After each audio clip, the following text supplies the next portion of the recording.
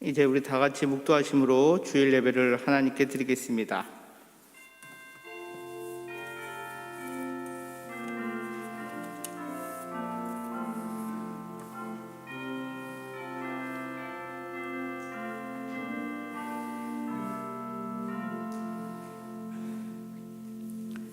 주의 집에 사는 자들은 복이 있나니 그들이 항상 주를 찬송하리이다. 주께 힘을 얻고 그 마음에 시온의 대로가 있는 자는 복이 있나이다. 그들이 눈물 골짜기로 지나갈 때에 그곳에서 많은 샘이 있을 것이며 이른 비가 복을 채워 주나이다. 그들은 힘을 얻고 더 얻어 나아가 시온에서 하나님 앞에 각기 나타나리이다. 우리를 언제나 선한 길로 인도하여 주시고 참된 안식을 허락하여 주시는 아버지 하나님, 대강절 둘째 주일 아침 예배의 자리로 우리 모두를 인도하여 주심에 감사를 드립니다. 오늘 예배 자리 가운데 우리의 마음에 주님이 주시는 시온의 대로가 있게 하여 주시고 주님이 주시는 참된 복을 누릴 수 있도록 우리 모두에게 은총을 베풀어 주시옵소서. 생수의 근원 되시는 예수님으로 말미암아 날마다 힘을 얻고 더 얻어 나아가는 삶을 살게 하여 주시고 언제 어디서나 구원의 빛으로 오신 예수 그리스도를 증거하는 삶이 될 수 있도록 온전히 이끌어 주시기를 간절히 소망합니다. 우리에게 영원히 목마르지 아니하는 생명의 생수 근원 되시는 예수 그리스도의 이름으로 기도드리옵나이다. 아멘.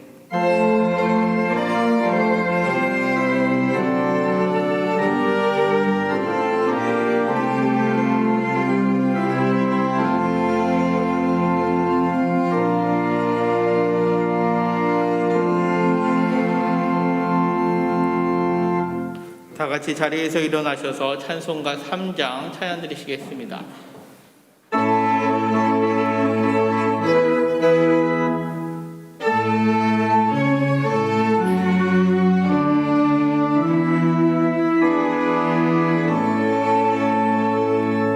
성부 성자와 성령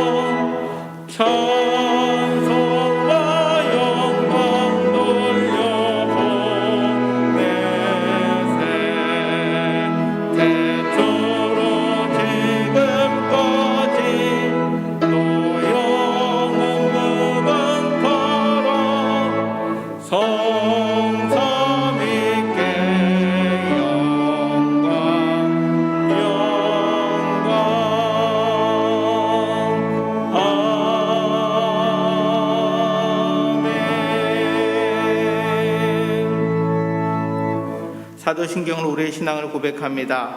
나는 전능하신 아버지 하나님 천지의 창조주를 믿습니다. 나는 그의 유일하신 아들 우리 주 예수 그리스도를 믿습니다.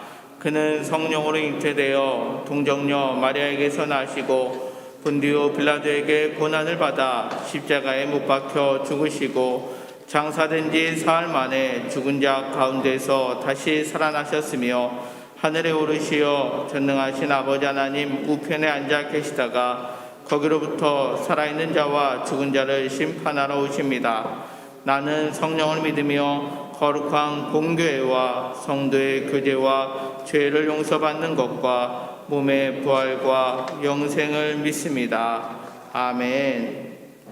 다 같이 자리에 앉으셔서 교동문 116번 구주강님 두 번째 교동문 함께 교독하겠습니다.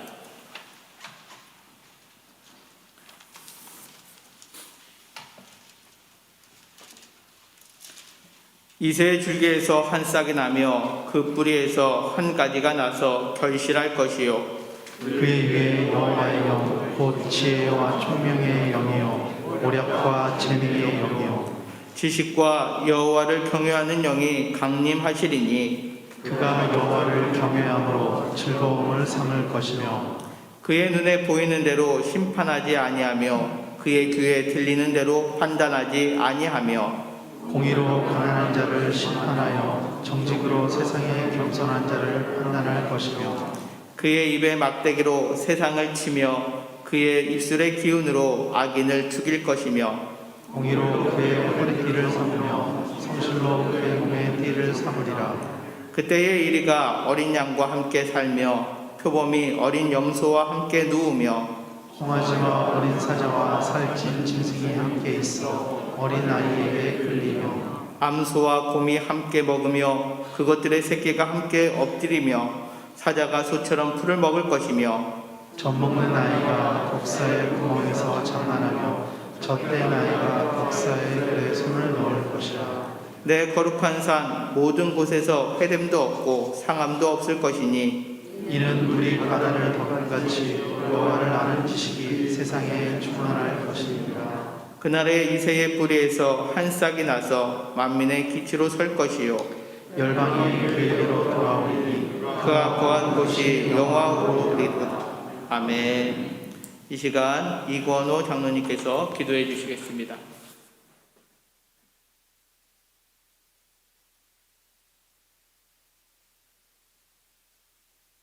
찬양 받으시기에 합당하신 하나님 아버지, 거룩한 성의를 허락하시고 세상 가운데 흩어져 살던 저희들 하나님 앞에 예배드리기 위해 성전에 모이게 해주심 감사드립니다.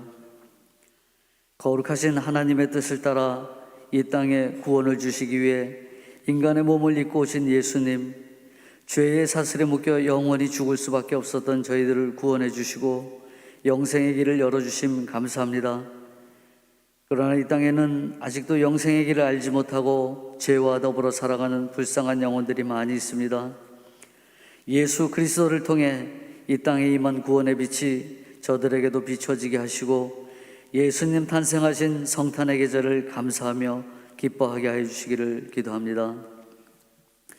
그러나 감사하고 즐거워하며 주님의 사랑을 나누고 베풀어야 할 성탄의 계절에 올해 코로나 바이러스로 인해 모든 것이 마비되고 말았습니다.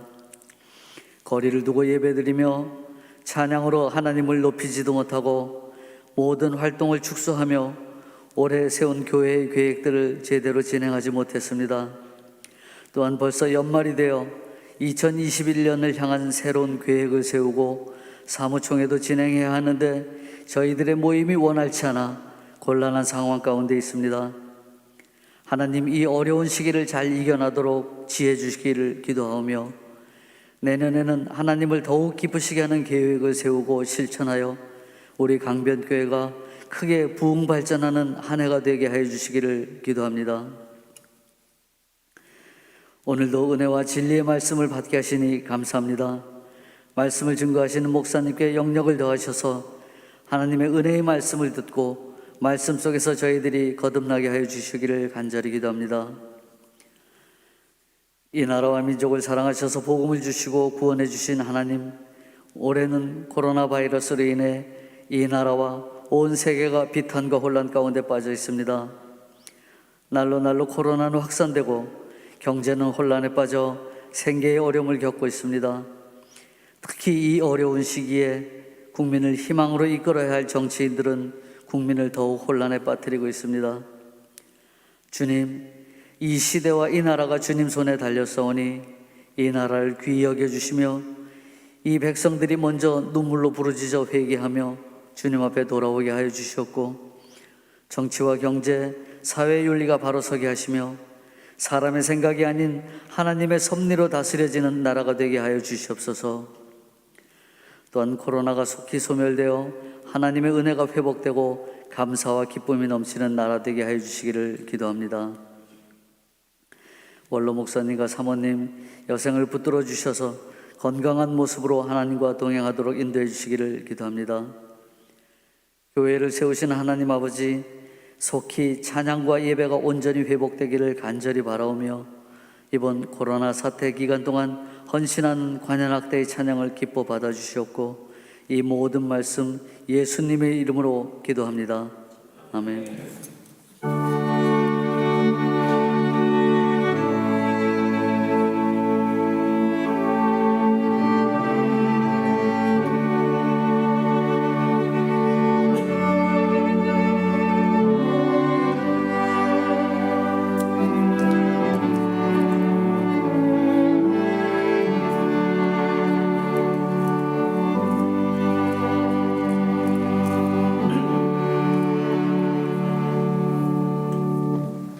다 같이 찬송가 95장 찬양 드리시겠습니다.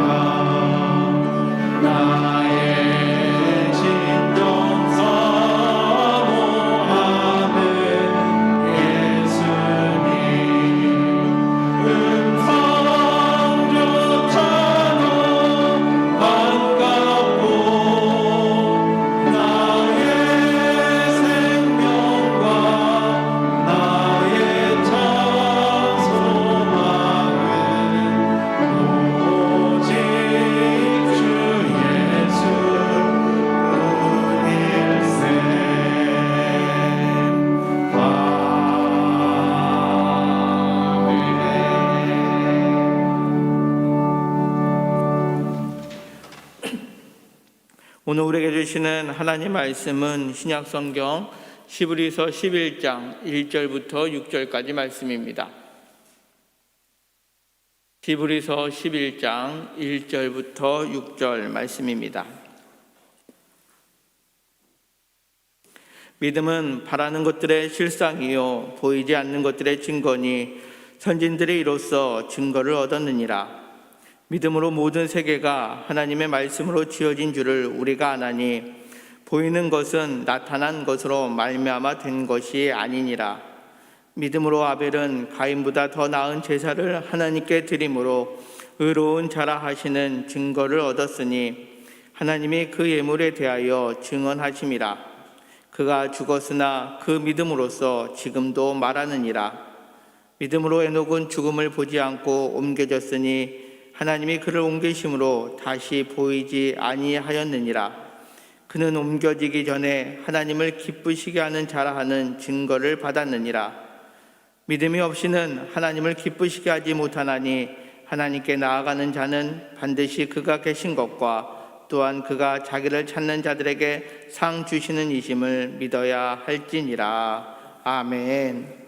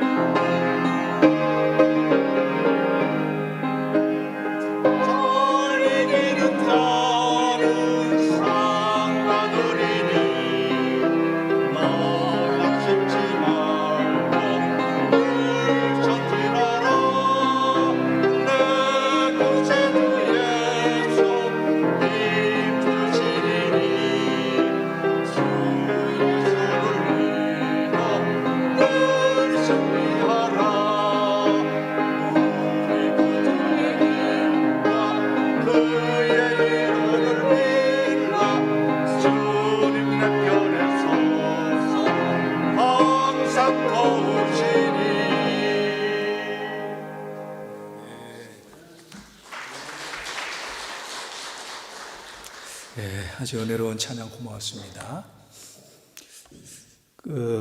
지금 우리가 대림절을 맞이하고 있잖아요. 지난주가 대림절 첫 번째 주일이에요. 대림절부터 교회가 크리스마스 장식을 합니다. 전통적으로 교회가 크리스마스를 준비하며 장식을 하는데 여기 지금 크리스마스 트리가 세워져 있죠. 이 크리스마스 트리는 언제부터 이렇게 교회에 세웠나? 가정에도 세우고, 그리고 그 크리스마스 트리의 의미는 뭘까? 여러 가지 이야기들이 있어요. 여러 가지 그 설이 있는데, 그 중에 하나는 이런 거더라고요.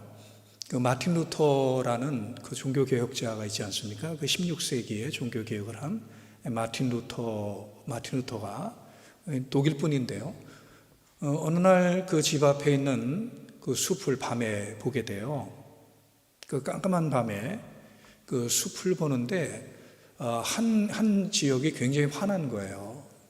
그래서 이게 어떻게 저기가 저렇게 환한가를 봤더니 거기에 전나무가 하얗게 눈이 내렸고 그 전나무에 달빛을 이렇게 비추니까 그 전나무도 굉장히 환하게 빛이 나고, 그리고 그 전나무 주변이 굉장히 환하게 밝은 그 모습을 루터가 보게 돼요. 그때 루터가 깨닫게 되는 거죠. 아, 전나무도 저렇게 빛을 받으면 빛이 나는구나. 주변도 빛나게 하는구나. 우리 사람이 이 어둠의 존재고, 세상이 참 절망스러운 세상이지만 그것에 빛이 비치면 저렇게 빛이 나는구나. 또 자기만 빛이 나는 게 아니라 주변도 환하게 비칠 수 있구나. 이런 그 생각이 들면서 전나무 한 그루를 가져다가 자기 집에 이렇게 세운 거예요. 그리고 거기에 눈을 상징하는 솜을 붙이고 빛을 상징하는 초, 또 리본들 이렇게 비춰서 세상을 환히 비추는 그런 그 크리스마스, 예수님의 성탄의 의미를 나누려고 했던 거죠. 예수님은 나는 세상의 빛이라, 빛으로 세상에 오신 예수님이라고 주장을 하시는데, 맞습니다. 예수님은 빛이에요. 소망의 빛이에요. 희망의 빛이에요. 그 어둠의 빛을 비추고 절망 가운데 빛을 비추는 이런 그 빛이신 예수 그리스도, 희망의 빛이에요. 그래서 이 크리스마스는 희망의 빛을 비추는 그런 그 계절이에요. 요즘 우리 신자들 마찬가지입니다. 사람들, 신자들을 가만히 보면 이런 생각이 들어요. 뭐 시리에 빠지고 또 낙심하고 그 절망하고 이런 그 모습으로 살아가는 분들을 보게 돼요. 그 이유는 원하는 대로 안 됐기 때문이죠. 원하는 일들이 원하는 대로 이루어지지 않고 오히려 원치 않는 일들이 나타나고, 이게 좋은 일인데 분명 옳은 일인데 옳은 대로 가지 않고 좋은 쪽으로 가지 않고, 이런 것들이 자꾸 막히고 어려움이 오고, 그리고 우리 신자들 같은 경우에 특별히 기도했는데 이게 옳은 것으로 믿고 하나님께서 도와주실 것을 믿고 기도를 했는데, 그런데 이 기도를 함에도 불구하고 아무런 일들도 일어나지 않고 시간은 점점 가고 상황은 점점 어려워지면서 성도들이 실망하고 시리에 빠지고 낙심하고 절망하는 이런 그 모습들을 많이 보게 돼요. 여러분은 어떻습니까? 여러분 혹시 낙심하지 않으셨어요? 혹시 시리에 빠져 있지 않으세요? 우리는 그 시리에 빠져 있을 수는 없잖아요. 낙심하고 있을 수는 없잖아요. 유명한 고린도전서 13장 13절에 기독교 신앙의 3대 지표가 나오죠. 기독교 신앙에 있어서 매우 중요한 3가지 지침이거든요. 기억나십니까? 그게 뭐라 그래요? 믿음, 소망, 사랑. 믿음으로 살아라. 소망을 가지고 살아라. 사랑을 가지고 살아라. 이게 기독교 신앙의 3대 지침이거든요. 이 3가지는 항상 있을 것이라고, 우리 신자들이 항상 간직해야 될 것이 이 믿음, 소망, 사랑이라고 이야기해요. 그런데 가만히 보면 우리가 신앙생활하면서 믿음은 굉장히 중요하게 여겨요. 그리고 사랑도 굉장히 중요하게 여겨요. 그런데 혹시 이 소망, 이 희망은 우리가 그렇게 귀하게 여기지 않는 건 아닌가? 믿음은 귀한데, 사랑도 귀한데, 희망은 그에 못지않게 귀한 것인데, 우리가 그 희망의 신앙, 희망의 삶을 너무 가볍게 여기는 것은 아닌가? 여러분, 성경의 사람들 보면요, 그들은 항상 환경 너머의 삶을 살았어요. 그 입장과 처지 너머의 삶을 이 믿음의 사람들이 살았어요. 그들은 형편과 처지에 여기에 밀리고 여기에 묶여서 산 것이 아니라 바로 그 너머, 환경을 넘어서 살았어요. 그들에게 희망이 있었습니다. 그들에게 소망이 있었습니다. 바로 이 희망이, 소망이 우리를 살게 하거든요. 우리를 버티게 하거든요. 바로 이 희망이, 소망이 우리를 다시 한번 힘내게 하고 달려가게 하고 믿음을 경주하게 하고, 그리고 결국은 선을 이루시는 하나님의 역사를 보게 하거든요. 이 희망이 우리를 살리는 거예요. 희망은 미래의 것이고 또 미지의 것이지만 오늘 우리가 붙잡아야 될 아주 중요한 그 믿음의 덕목이거든요. 희망을 가지라. 사람들은 희망을 가지라고 할 때 막연하게 그 희망의 근거도 없이 희망을 갖습니다. 뭐 좋아질 거야, 건강해질 거야, 좋은 날이 올 거야, 이렇게 서로 이야기를 하고 또 자기에게 그렇게 말을 합니다. 하지만 그들은 근거가 없어요. 그 희망의 이유가 없어요, 딱히. 저는 그런 그 가운데서도 아무런 근거도 없이 이유도 없이 그렇게 희망을 갖는 사람들을 볼 때 굉장히 안타까운 거예요. 여러분, 희망에도 근거가 있어야 돼요. 저는 하나님이 바로 그 희망의 근거라고 믿어요. 세상의 사람들은 이렇게 제가 이 희망의 근거를 하나님이라고 말할 때 웃지요. 그런데 저는 반대로 희망의 근거도 없이 희망이 있다라고 말하는 것을 보면 정말 그것이 우스운 거거든요. 사실 그들은, 하나님이 없는 그들은 뭐 하나님 없이 희망의 근거를 대라 그러면 되지도 못하거든요. 희망의 이유가 그들에게 딱히 없거든요. 그래서 사실은 정확하게 말하면 그들은 희망이 없는 거예요. 솔직히 그들에게는 희망이 없는 거예요. 오늘 히브리서 11장 본문을 읽으면서 우리는 희망을 갖는 이유, 우리가 희망을 갖는 방법을 알게 됩니다. 여기 보니까 희망을 갖는 이유를, 방법을 두 가지로 이야기를 합니다. 먼저 하나님을 믿기 때문에 희망이 있는 거예요. 히브리서 11장을 믿음의 장이라고 말을 하죠. 그런데 믿음의 장이면서 히브리서 11장은 희망의 장이에요. 히브리서 11장에서는 믿음을 이야기하지만 사실은 희망을 이야기하는 거예요. 과연 진정한 희망은 어디서 오는가? 바로 이 희망을 이야기하기 위해서 히브리서 11장은 무엇을 이야기하느냐? 희망을 말하는 게 아니라 믿음을 이야기해요. 그래서 이 믿음은 희망이요 희망은 믿음이라는 이 성경적인 진리를 우리에게 말씀해 주고 있는 거예요. 자, 보세요. 히브리서 11장 1절을 어떻게 시작을 합니까? 믿음은 이렇게 시작해요. 믿음은.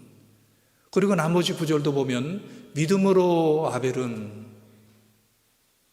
믿음으로 에녹은, 믿음으로 노아는, 믿음으로 아브라함은, 이 믿음으로 이렇게 말해요. 다른 말로 하면은 희망으로 에녹은, 희망으로 아브라함은, 이런 그 의미거든요. 믿음으로. 그러면서 믿음은 무엇인지 이야기하는데 왜 믿음을 이야기합니까? 희망이 어디에서 오는지를 말하려고 그러는 거예요. 희망의 정체가 무엇인지를 말하기 위해서 믿음은 이렇게 말하는 거예요. 자, 믿음이 뭐라 그래요? 믿음은 바라는 것들의 실상이요. 제가 어렸을 때는 이 말의 의미를 잘 몰랐어요. 그런데 지금은 확연하게 알아요. 믿음은 바라는 것들의 실상이요. 무슨 말일까요? 믿음은 희망이에요. 믿음은 바라는 거예요. 믿음은 기대하는 거예요. 믿음은 꿈꾸는 거예요. 믿으니까 바라고, 믿으니까 기대하고, 믿음으로 꿈을 꾸는 거예요. 그 사람을 믿으니까 그 사람에게 기대하는 거예요. 믿지 않으면 기대하지 않아요. 믿음은 바라는 것들의 실상이요. 또 하나 설명을 하죠. 믿음은 이 보이지 않는 것들의 증거다. 보이는 세계만 본다라면 그것이 믿음일까요? 그것은 이성이죠. 바로 믿음은 보이지 않는 세계를 보는 거예요. 여러분, 천국을 보셨습니까? 천국이 보입니까? 천국은 보이지 않아요. 그런데 우리는 보여요. 무엇으로 봅니까? 희망으로 봅니다. 이 믿음으로 봅니다. 영생이 보이나요? 하지만 우리는 영생을 믿어요. 우리는 믿음으로 그리고 희망으로 영생을 믿어요. 믿음의 세계는 본질적으로 미지의 세계, 미래의 세계입니다. 바로 믿음이 희망이에요. 그러면 어떤 믿음을 가져야 되나? 어떤 희망을 가져야 되나? 유명한 히브리서 11장 6절, 히브리서 11장 믿음의 장, 희망의 장 중에서도 핵심적인 구절이라고 볼 수 있는 6절에 보면 믿음이 없이는 하나님을 기쁘시게 하지 못하나니 하나님께 나아가는 자는 반드시 그가 계신 것과 반드시 그가 계신 것을 믿는 거예요. 하나님이 계신 것을 믿는 거예요. 하나님이 살아계시는 것을 믿는 거예요. 여러분, 하나님이 계신 것을 믿습니까? 하나님이 살아계신 것을 믿습니까? 이 질문이 굉장히 중요한 질문이에요. 왜냐하면 이 질문으로부터 믿음이 시작이 되고 이 질문으로부터 희망이 시작이 되기 때문에 이 질문이 굉장히 중요한 질문이에요. 하나님이 살아계시다라면 무엇이 문제고 무엇이 절망이겠어요? 하나님이 살아계시는데 우리가 무엇을 염려하겠어요? 하나님이 살아계시다라는 것을 정말 믿는다라면 우리가 무슨 희망을 갖지 않을 이유가 뭐가 있겠습니까? 윌리엄 폴 영이 쓴 오두막이라는 소설이 있어요. 여기에 그 마크라는 주인공이 등장을 하는데 이 마크가 예수님과 대화를 합니다. 마크가 예수님에게 이렇게 말씀을 드려요. 예수님, 저는 두려움이 많아요. 저는 매일 매순간 두려워해요. 왜 이렇게 나는 두렵게 살까요? 왜 나는 이렇게 두려움으로 가득 차 있을까요? 이렇게 예수님에게 말씀을 드렸더니 예수님이 마크에게 이렇게 말씀을 합니다. 내가 두려운 것은 삶의 이런저런 이유 때문이 아니다. 내가 정말 두려운 것은 내가 나를 믿지 않기 때문이다. 내가 두려운 것은 내가 세상에서 잘못될까봐 걱정하기 때문이 아니라 내가 너를 사랑한다라는 것을 믿지 못하기 때문이다. 모든 두려움은 바로 여기서 온다. 두려움이 있으면 내가 주는 자유를 누리지 못한다. 너는 두려움을 극복하기 위해서 두 가지를 믿어야 된다. 첫째, 내가 어떤 경우에도 선하다라는 것과 둘째, 내가 어떤 경우에도 너를 사랑한다라는 것을 믿어야 한다. 여러분, 우리의 문제는 환경의 문제가 아니라 바로 하나님과의 문제입니다. 하나님과의 문제는 믿음의 문제입니다. 그리고 믿음의 문제는 하나님은 언제나 선하시다라는 것과 하나님은 언제 어디에서나 나를 사랑한다라는 겁니다. 이게 바로 우리의 믿음의 문제입니다. 여러분 어떻습니까? 하나님을 믿습니까? 하나님의 살아계심을 믿습니까? 그래서 예수님께서 이렇게 말씀하잖아요. 요한복음 14장 1절에 너희는 마음에 근심하지 말라. 하나님을 믿으니 또 나를 믿으라. 예수님께서 왜 우리에게 이 말씀을 주실까요? 두려워하는 자, 낙심하는 자, 절망하는 자들에게 낙심하지 마, 실망하지 마, 희망을 가져. 이렇게 말씀을 하시는 게 맞는 것 같은데 두려워하는 자들에게 하나님을 믿으라 그러잖아요. 낙심하는 자에게 하나님을 믿으라고 말씀하잖아요. 희망을 갖지 못하는 자들에게 하나님을 믿으라고 말씀하잖아요. 나를 믿으라고 말씀하잖아요. 그러니까 이 하나님을 믿음으로 낙심하지 않게 되고 하나님을 믿음으로 두려워하지 않게 되고 하나님을 믿음으로 우리가 희망을 갖기 때문에 주님께서 말씀하시는 거예요. 하나님의 살아계심을 믿는데 뭐가 염려입니까? 하나님의 선하심을 신뢰하는데 뭐가 두렵습니까? 하나님의 나를 사랑하심을 믿는데 이 뭐가 염려입니까? 하나님이 안 계시다라면, 하나님이 죽었다라면 정말 문제죠. 하나님이 선하지 않다라면, 하나님이 악하다라면 그건 정말 걱정거리죠. 하나님이 정말 나를 사랑하지 않고 미워한다라면, 나에게 관심이 없다라면 정말 큰 문제죠. 그런데 하나님은 살아계시고 하나님은 선하시고 하나님은 나를 사랑하신다라면 우리가 실망하고 낙심하고 절망 가운데 설 이유가 전혀 없는 거 아닙니까? 성경의 사람들은 그 믿음의 패턴이 늘 비슷했어요. 약간의 사소한 차이는 있었을지 모르지만 그 믿음의 패턴은 동일해요. 모든 믿음의 사람들은 다 어려움이 있었습니다. 정말 낙심할 만한, 절망할 만한 그런 일들이 사방에 그들을 애워싸고 있었습니다. 하지만 그들은 문제의 연속이고 낙심할 만한 일들에 애워싸여 살아갔지만 그들은 그 낙심과 절망의 삶에서 해방이 된 한 자유의 삶을 그들이 살게 돼요. 그것이 뭔지 압니까? 그 비결이 뭔지 압니까? 그들은 한결같이 희망을 가져요. 그들은 한결같이 하나님의 살아계심을 믿어요. 그들은 한결같이 희망을 가지고 이 난국을 돌파해요. 자, 보세요. 하박국이라는 선지자가 있습니다. 그가 살아갈 때는 온 나라가 이 바벨론이라는 엄청난 제국으로부터 압박을 받고 결국은 학대를 받는 그런 그 상황이에요. 참 어려운 상황이에요. 그런데 하박국이 뭐라고 외치는지 압니까? 하박국 3장 18절을 보면 나는 여호와로 인하여 즐거워하며 나의 구원의 하나님으로 말미암아 기뻐하리로다, 이렇게 말해요.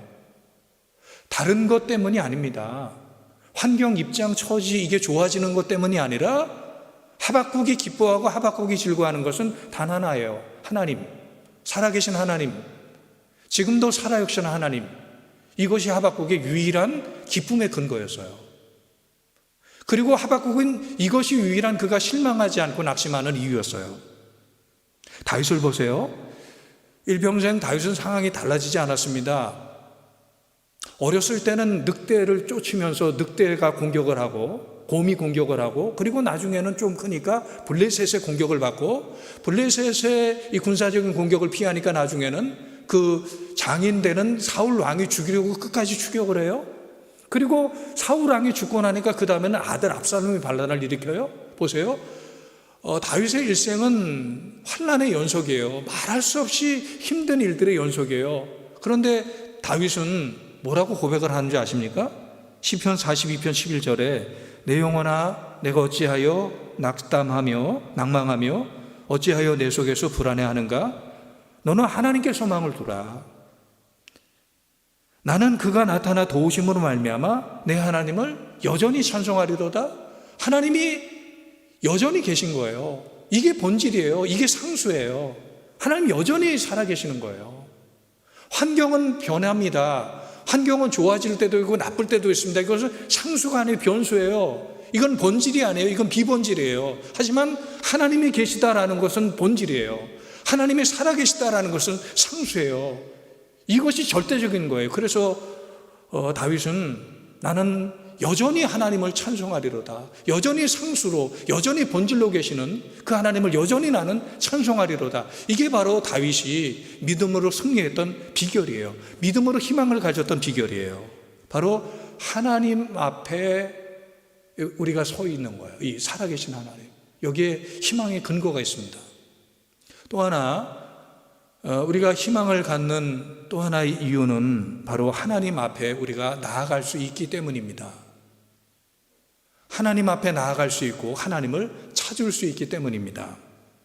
히브리서 11장 6절을 다시 보시면 믿음이 없이는 하나님을 기쁘시게 하지 못하나니 하나님께 나아가는 자는 반드시 그가 계신 곳과 또한 그가 자기를 찾는 자들에게 상 주시는 이심을 믿어야 할지니라, 이랬죠? 여기서 하나님께 나아가는 자는 하나님을 찾는 자들에게 이렇게 말해요.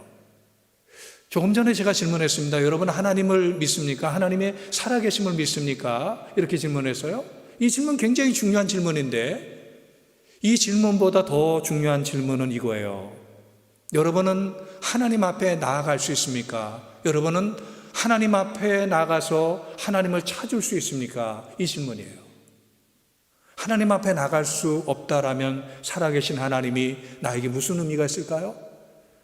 하나님을 찾을 수 없다라면, 하나님에게 구할 수 없다라면, 하나님에게 문을 두드릴 수 없다라면 그 살아계신 하나님이 나에게 무슨 도움이 될까요? 하지만 우리는 그 살아계신 하나님 앞에 나아갈 수 있는 거예요. 우리는 그 살아계신 하나님 앞에 나가서 구할 수 있고 찾을 수 있고 두드릴 수 있는 거예요.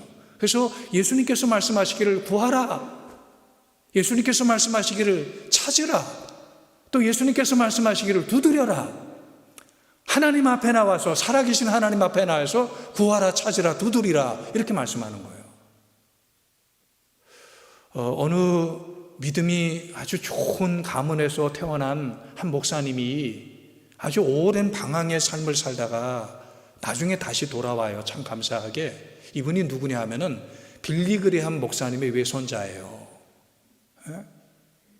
빌리그레함 목사님의 외손자 그러니까 굉장히 좋은 믿음의 가문에서 태어난 분인데 이분이 방황을 해요.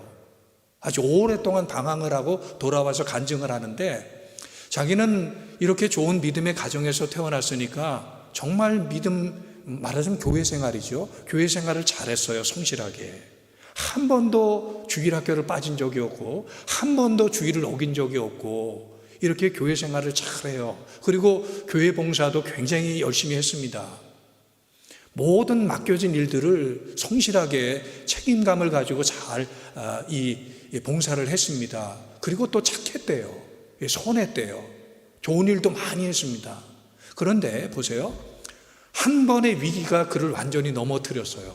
한 번의 위기에 그의 모든 신앙이 무너졌어요. 그리고 오랜 방황을 해요.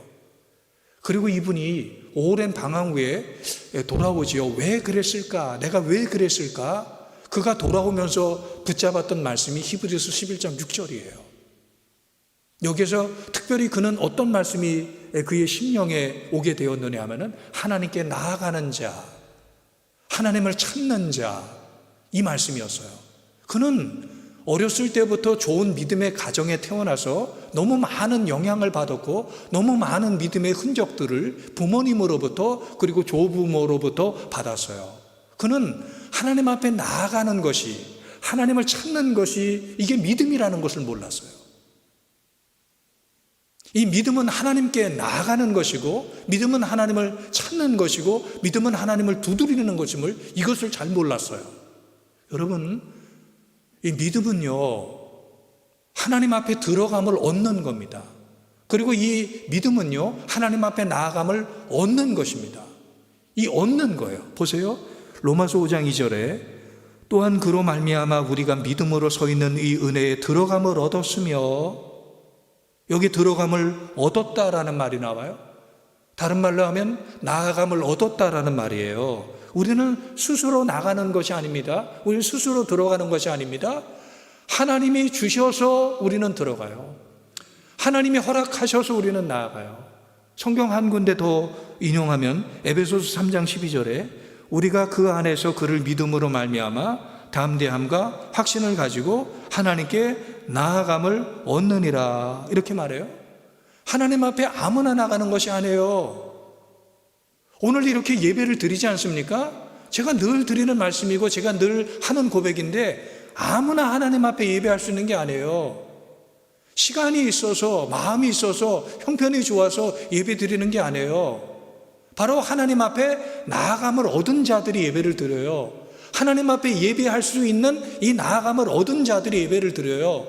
이 지성소로 들어올 수 있도록 이 들어감을 얻은 자들이 예배를 드릴 수 있는 거예요.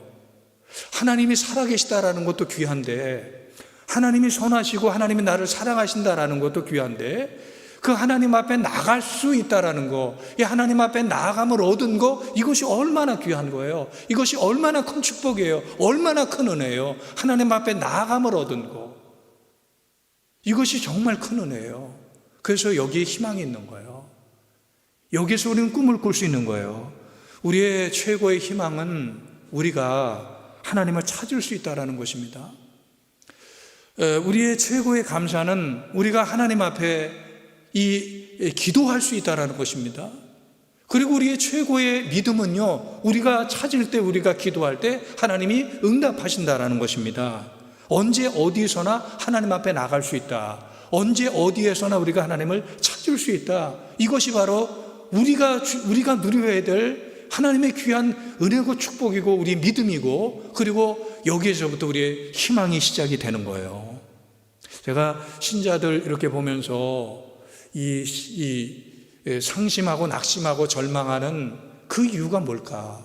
왜 이렇게 낙심할까? 왜 이렇게 절망할까? 사실 어떻게 보면은요, 내 이야기가 되니까 굉장히 힘들어하고 남들 이야기할 때는 뭐 그것 가지고 그렇게 신망에 낙심에 그렇게 말을 하면서 정작 자기 배 아픈 거 가지고 그렇게 낙심하고 실망하는 그 이유가 뭔지 볼 때 그것은 제가 볼 때는 거룩한 자각을 잃은 거예요. 거룩한 자기 자각을 잃은 거예요. 내가 누군지를 몰라요. 내가 어떤 존재인지, 내가 하나님의 자녀라는 자각을 못해요.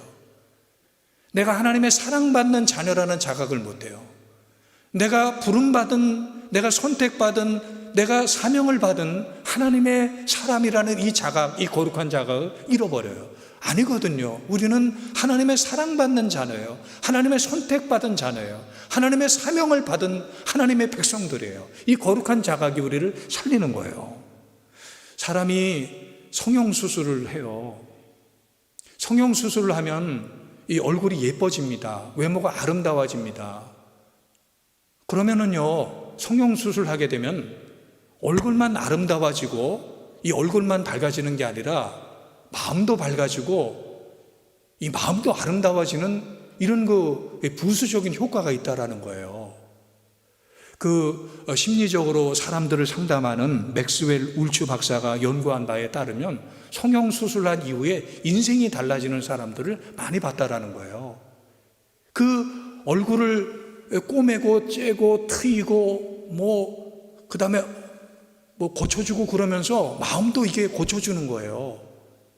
이게 인생이 달리 보이는 거예요. 우리 돈 모읍시다, 여러분. 우리 조금 더 젊을 때 이거 한번 해봅시다. 어디 좋은 데 있으면 소개 좀 해주세요. 막 달라지는 거예요. 제가 2부 때 한 영화 제목이 기억이 나지 않았는데 누가 얘기해 주더라고요. 미녀는 괴로워 아니에요? 그러더라고요. 맞는 것 같아요. 그 미녀는 괴로워라는 영화에 보면은 외모가 달라지면서 삶이 달라진 한 여자 주인공이 등장을 하거든요. 이렇게 외모만 달라져도 인생이 달라지는데 우리의 마음의 성형, 우리의 생각의 성형, 우리의 영혼의 성형을 하면 우리가 얼마나 대단해지겠습니까? 얼마나 근사한 인생을 살겠습니까? 얼마나 자신감을 가지고 살겠습니까? 낙심하겠어요? 절망에 빠지겠어요? 시리에 빠지겠어요? 절대 그렇지 않아요. 정말 이 마음의 성형과 이 영적인 성형을 하게 되면 참 근사한 사람이야 나는. 바로 하나님이 내 편이 되시고 내 뒤에 하나님이 버티고 계시고 하나님이 나를 사랑하고 계시고 하나님 나를 선택하시고 부르시고 나를 책임져 주신다라는 이런 확신이 생기게 되면은 우리는 낙심하지 않습니다. 우리는 절망하지 않습니다. 우리는 희망을 갖습니다. 우리가 믿음의 사람이라면 그리스도인이라면요, 우리는 그 희망의 근거를 대야 돼요. 우리가 그 희망의 이유를 묻는 사람들에게 희망의 이유를 대답을 할 줄 알아야 돼요. 왜 당신은 희망을 갖는지, 왜 이렇게 어려운 그 코로나 위기 가운데서도 당신의 희망의 근거는 뭔지 이것을 우리는 답을 할 줄 알아야 돼요. 조금 후에 우리가 찬송가 488장을 찬양을 할 텐데 그 찬송가 가사가 굉장히 은혜롭거든요. 오늘 우리의 설교가 일치하거든요. 이 몸의 소망 무엔가 우리 주 예수뿐일세 우리 주 예수밖에는 믿으리 아주 없도다. 무섭게 바람 부는 밤 물결이 높이 설렐 때 우리 주 크신 은혜에 소망의 닻을 주리라. 세상에 믿던 모든 것 끊어질 그날 되어도 구주의 언약 미사와 내 소망도 크리라. 굳건한 반석이시니 그 위에 내가 서리라. 그 위에 내가 서리라. 사람들에게 예수를 믿으라고 전도하면 사람들이 이래요. 어떻게 예수님이 무리를 걸을 수 있냐고, 어떻게 예수님이 죽은 사람을 살릴 수 있냐고 이렇게 말해요. 그러면서 비웃습니다. 그때 우리는 그 사람들에게 이렇게 말하죠.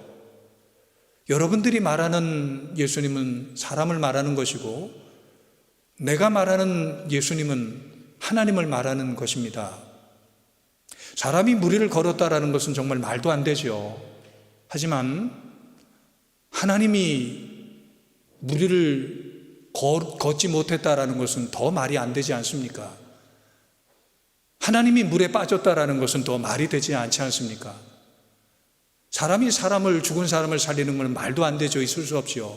하지만 천지를 창조하시고 사람의 생명을 만드신 하나님이 그 만드신 사람을 다시 살리는 이것이 뭐가 불가능합니까? 당신들은 사람을 말하는 것이고 나는 하나님을 말하는 것입니다. 저는 그리고 우리는 하나님을 지금 말하는 거예요. 사람, 나, 환경을 말하는 것이 아니라 하나님을 근거로 말하고 있는 거예요.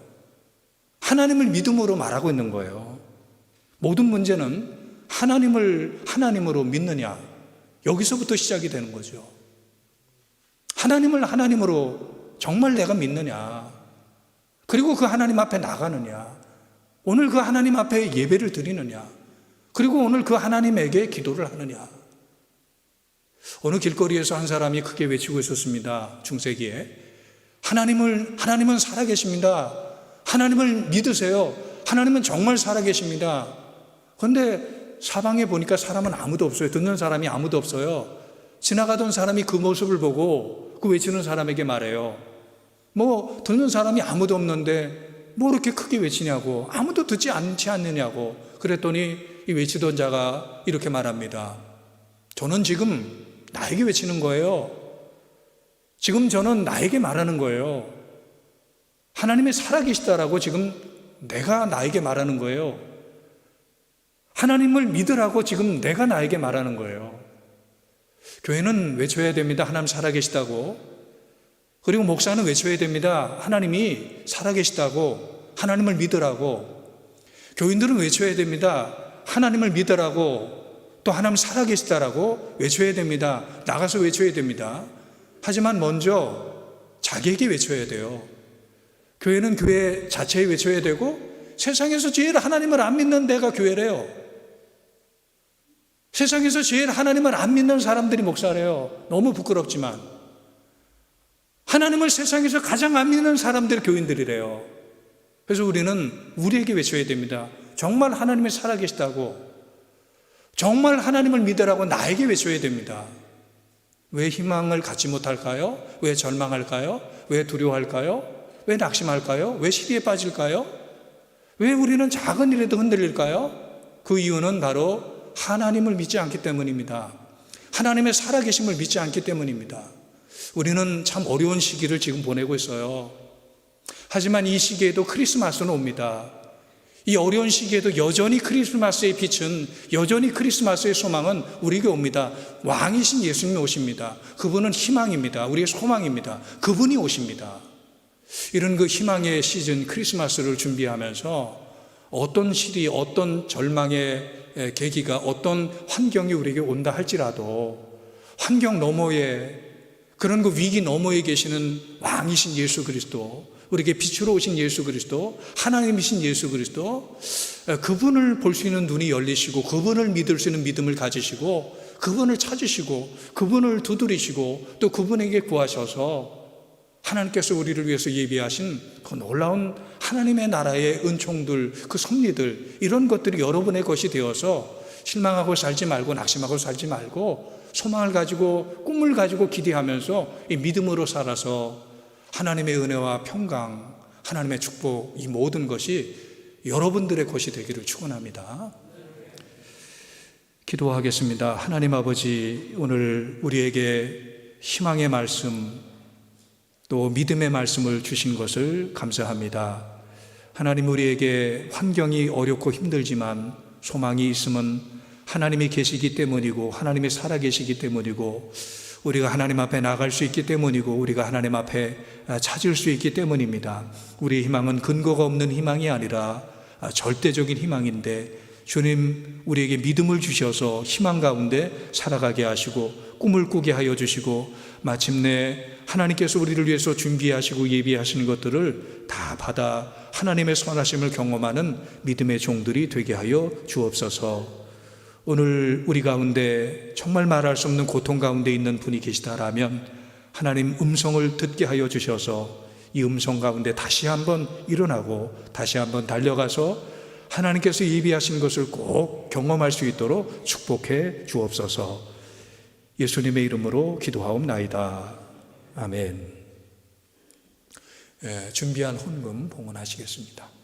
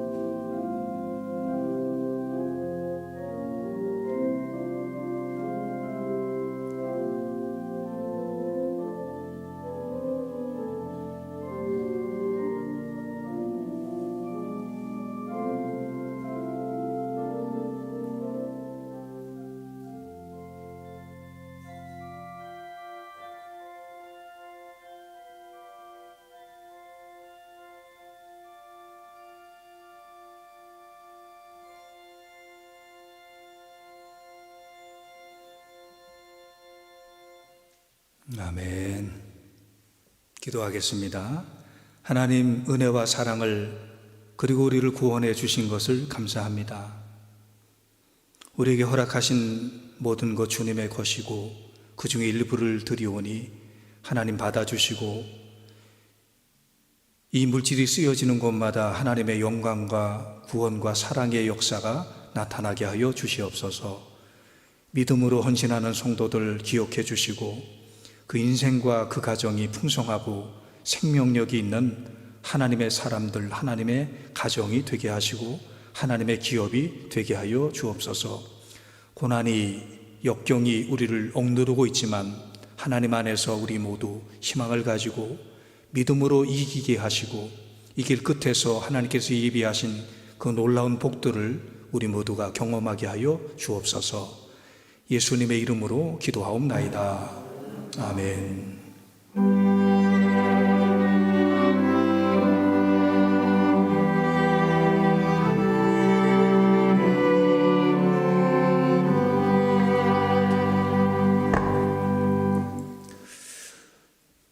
지금 이 코로나 19 2단계에서 예배를 드리는데 이제 아마 더 강화가 되겠죠. 예배 드릴 수 있을 때는 정말 예배를 드려야 될 것 같아요. 또 예배를 교회에서 못 드릴 때가 있으니까 드릴 수 있는 기회가 주어지게 되면 부지런히 교회에서 예배를 드리십시오.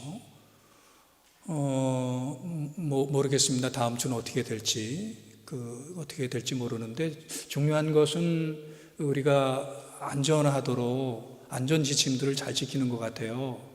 그 마스크가 굉장히 강력하더라고요. 굉장히 효율적이더라고요. 그래서 이 마스크 좀 답답하시더라도 꼭 끼시고, 그 마스크를 끼게 되면은요, 서로가 마스크를 끼게 되면 1000명, 2000명이 모여도 확진자가 있어도 안 생긴대요.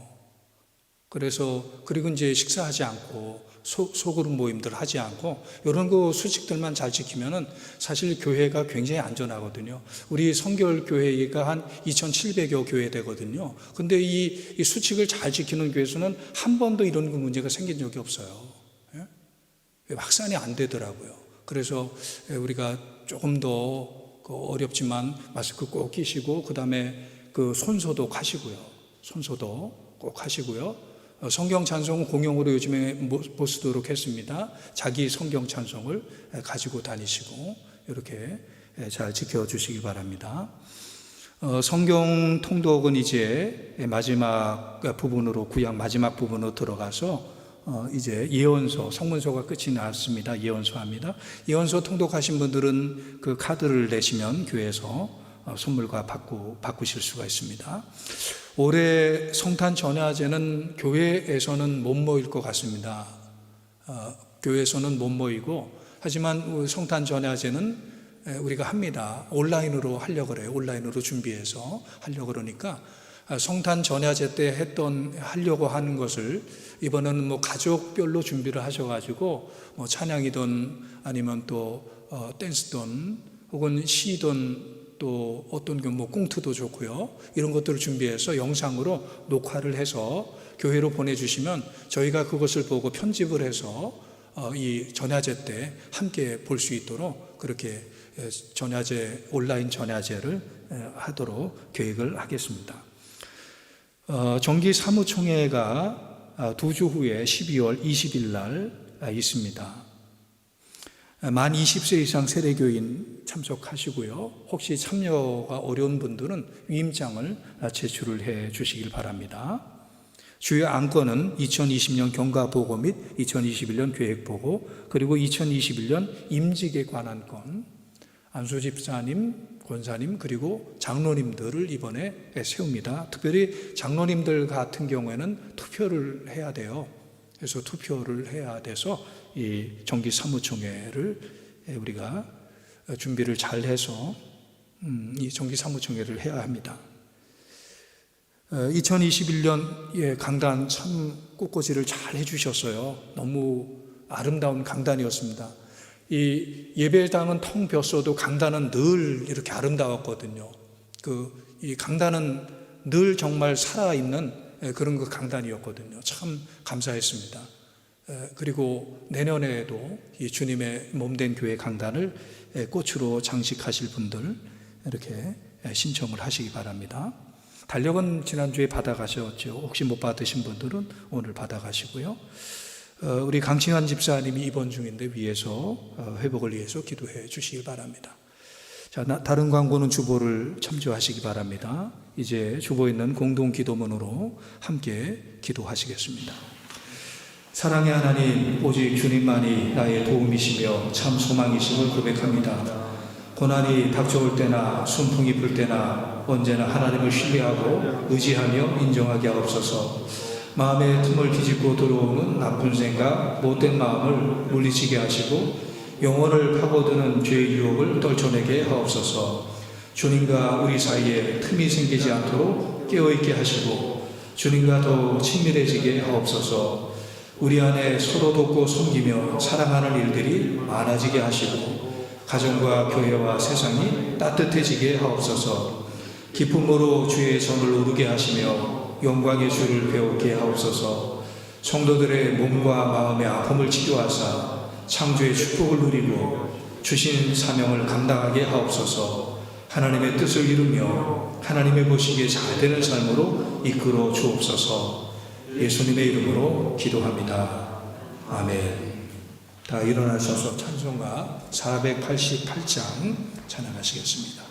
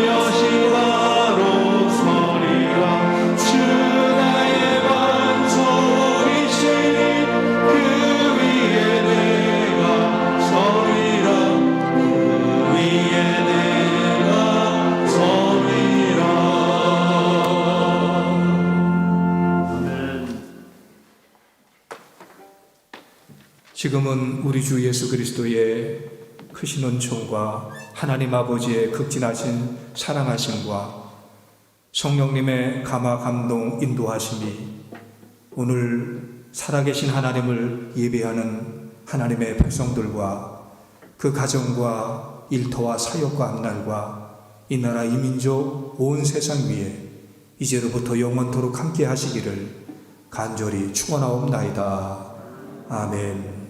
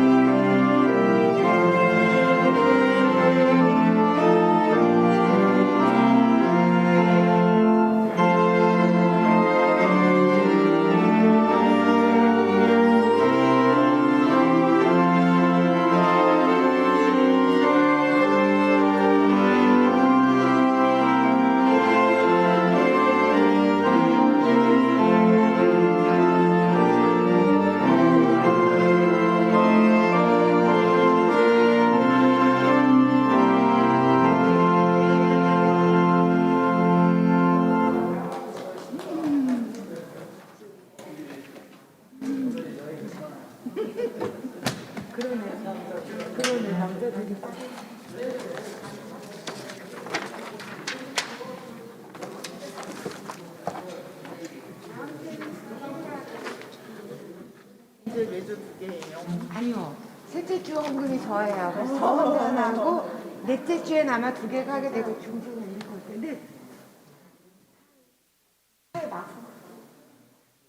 엄마 집에 가?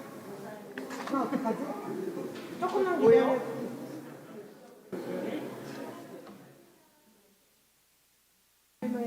친구가 미국에서 오셔서 마스크 좀 드리려고. 가져가시라고. 300개를 보내주는데 필요 없나? 그러니까. 그래서 그냥 집에 있는 거 막 챙겨가지고 갖다 드리고. 다음 주에 다 나오죠. 그럼 찔러 그때 찔러 주시는 거죠? 응. 저희가 보인다 지금 하는 거. 번호 바꿨어요? 이게 성금 쪽. 다음 주. 이거는 우리 시온 때. 아까 드렸죠? 네. 지난